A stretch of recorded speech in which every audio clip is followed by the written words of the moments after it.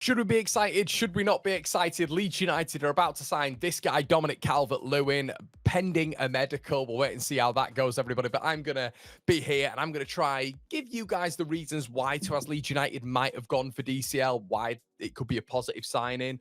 Make your own assumptions towards the end of it. Listen to the video before commenting. I would suggest make sure you like, comment, subscribe, and let's get into the 5 things, probably more, that we need to learn from this signing. Now, when it comes to Dominic Calvert-Lewin's best season in 2021 under Ancelotti, you've got the absolute best out of him, which proved what an unbelievable coach Ancelotti was / man manager.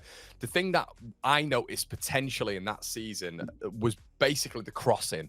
Now, if you are a dominant side when it comes to crosses into the box, like we really should be when it comes to our wingers, especially when it comes to Dan James getting the ball out of his feet and chipping that ball into the box, someone like Dominic Calvert-Lewin absolutely thrives off that. Now, Gabriel Goodmanson also could get in on the action when it comes to whipping that ball in with his left foot. The reason I'm mentioning that is he had an unbelievable partnership, Dominic Calvert-Lewin, in that season in particular with Luca Digne. Unbelievable balls into the crosses. One, which was at Elland Road as well, bear that one in mind, whipping the ball in, and the delivery and the finishing when it came to DCL's head in that season in particular, but in Lucas Digne's time at Everton, was really, really efficient.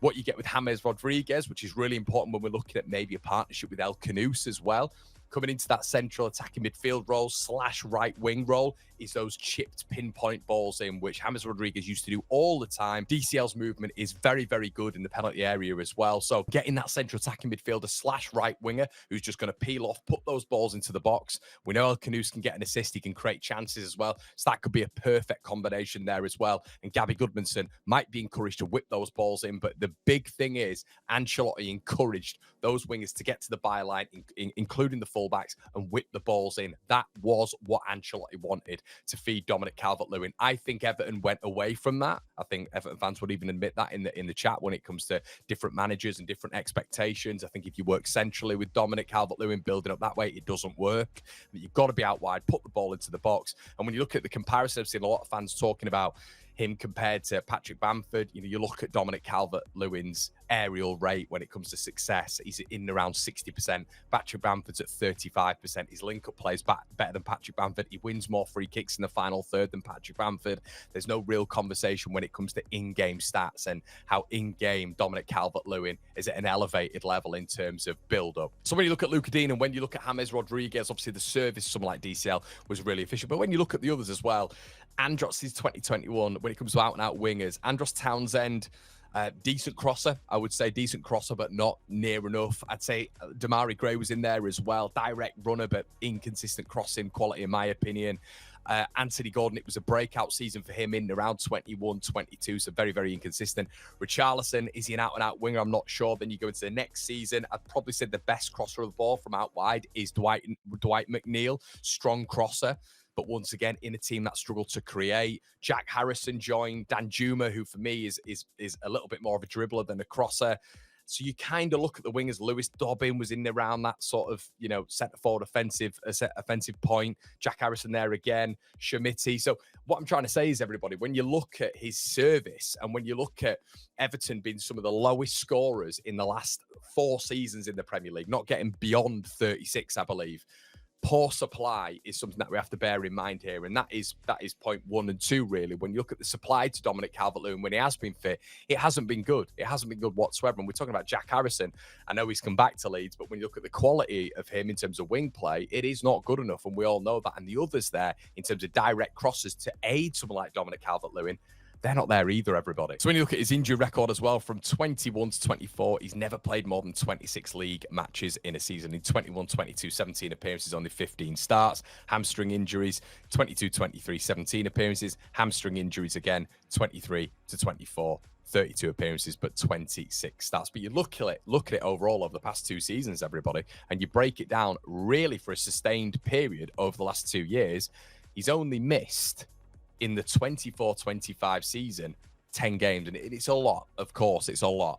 But when you look at that over the past 2 years, when you go back to his 23-24 season, because a lot of people talking about injuries, there was no injuries whatsoever, really. There was none. He had a fractured cheekbone at the start of the season, but he was out for 2 games, and that was it. So when you look at the last 2 seasons, it does get overblown a little bit with DCL. It really does. And the sustained hamstring injuries, which happened in 22-23, and then obviously last season is a bit of a worry for me. For someone who struggled with hamstring injuries, they kind of always reappear. But when you actually look at that block 2 seasons recently that he's had, he's only really had 1 major injury, which is definitely something to take into consideration. But something to bear in mind is obviously from the Lucadinha supply, from the James Rodriguez supply as well, which was consistent, and then that partnership of him and Richarlison to an extent as well. When they were all at their peak, their powers at Everton, he really profited from that. And you kind of look at the lack of goals that Everton have scored, and that has hampered DCL. You know, you look at the players that they're looking at bringing in now, Tyler Diblin, out-and-out winger, elite crosser.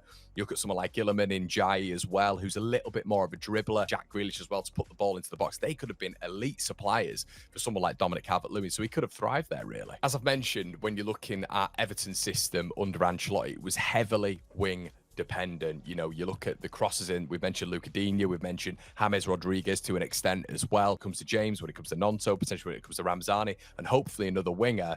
These are out-and-out wingers who are going to get that ball into the box. We know Gabby Goodmanson likes getting forward. We know Jayden Bogle likes getting forward and getting to that byline and putting the ball into the box, whether or not that's drilled or chipped. This will massively aid. Leeds focus on width. We focus on overloads. That will aid a striker like DCL stylistically. Now, his stats really, when it comes to his aerial dominance, is a real weapon. You know, you look at his dual win rate consistently between 50 and 57%, which is massive.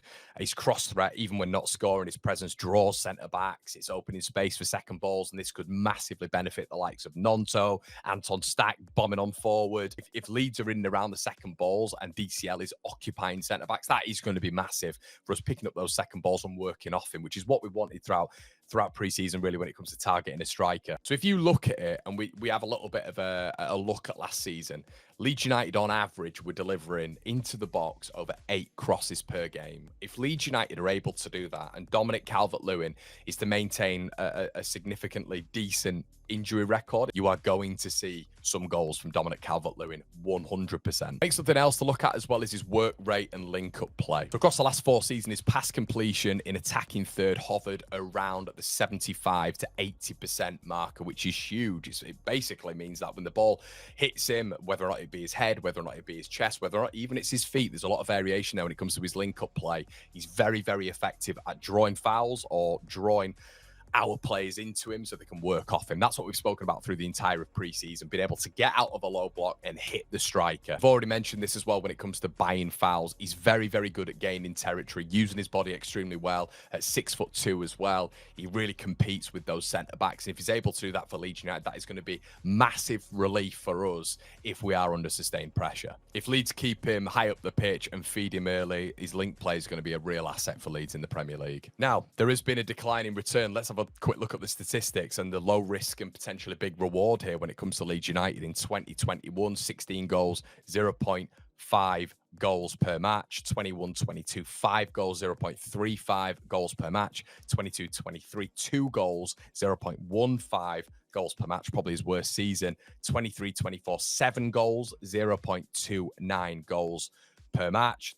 24-25, 3 goals, 0.17 goals per match. Now, context does matter as well when it comes to Dominic Calvert-Lewin. The supply, the difference in managers, situations, environments. The lowest scoring side, or one of the lowest scoring sides in the last 4 seasons. We're all very aware of that. 36 goals, 36, 34, 32. And that is why right now they're addressing that front line with Grealish, with Dewsbury Hall, with Tyler Diblin, with Tieno Barry, etc. If Leeds play with real attacking outlets, attacking wingers who are able to foster higher creation chance-wise than Everton have done in the last 4 seasons, you would expect, if DCL is fit, which he's been a little bit better in the last 2 seasons, him to prosper from this. And we've all mentioned several times that when we've been looking at the Everton wingers, and we've mentioned them there when it comes to Dwight McNeil, who's probably the better one of the lot, but when you look at Dwight McNeil, when you look at Jack Harrison, who will, yes, be on our bench, I'm sure of it, he's not going to be starting, Damari Gray, Andros Townsend, Alex Iwobi, Lewis Dobbin, these haven't been the best quality wingers. And if Leeds are to bring in another one, in and around Ramazani, Nonto, and James, you've got to feel with maybe a number 10 who they're going to bring in, like an El Kanous, this could really, really be decent for someone like DCL. And you never know, he could foster up a similar relationship like he did with the likes of James Rodriguez. Who knows? So you would hope for number 5 as well, everybody. But in 28, this could be a season. He's kind of in his striker prime now, isn't he? He's moved. He sacked his agent, wasn't happy with what's going on there. He's moved. He's now in a position of which he's closer to home, and hopefully you're going to see a better environment for him. If Leeds build the team in and around him a little bit as well, you never know. But look, guys, a lot of you wanted Premier League experience. This is it. 70 odd goals in the Premier League. Okay. A lot of you wanted a striker who can hold up the ball and link up play. This is the guy. The last 2 seasons, he's had one big injury, which saw him out for 10 games. Season before, he didn't have any. And, aside from that, he played, 26 matches, didn't he? So, yeah, there's a lot of context to bring to this. Is he going to be your best 1v1 finisher? I don't think so. He's underperformed on his XG as well, but I think there's a way to play to Dominic Calvert-Lewin, and we've got to be unequivocally clear on that. There is a way to play for Dominic Calvert-Lewin. If you play the way that Ancelotti did in and around him, that is going to be prosperous. But you are only as good as your environment as well. If the team in and around you aren't creating chances, aren't putting the ball into the box, and ultimately aren't scoring goals, obviously you were part of that, but you have to be part of an environment which is fostered and garnered around chance creation as well, which Everton hasn't been for 4 years. So 1v1s, I'm not expecting him to be an absolute demon when it comes to that, but the ball in the air, linking up play, hold up play, this guy could be a really good acquisition for us. I've already had an Everton fan tell me as well today that I reckon he's going to get 12 goals for you. So we'll have to wait and see. But let us know what you think in the comment section below, everybody. Interested to hear what you think. My name's Conor McGilligan. This has been The 5 Things, and I will speak to you very soon, I'm sure. Cheers.